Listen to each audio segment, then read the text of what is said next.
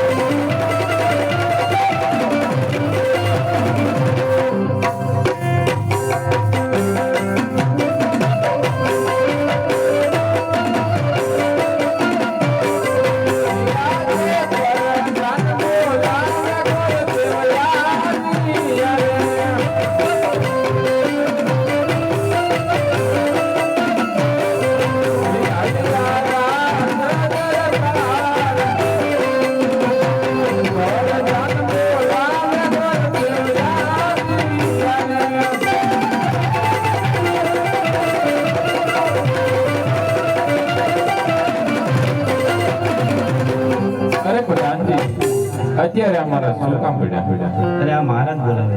અરે મહારાજાને પ્રણામ. અત્યારે મારા શું કામ પડ્યા? અરે હા ગોરદેવ ગોરદેવ આપણા દીકરી સગુણા ઉંમર લાયક થઈ ગયા છે તો માટે એમનો ટકોને શ્રીફળ જવાનું છે. અરે હા મહારાજ. અને હા ગોરદેવ હું કહું તમે થોડુંક સાંભળો. અરે હા મહારાજ. દેશ જાજો પરદેશ જાજો પણ એક પિંગલગઢ ન જતા, કારણ કે આપણે અહીંયા 20 વર્ષથી વેર ચાલે છે. માટે પિંગલગઢ ન જતા. અરે હા મહારાજા.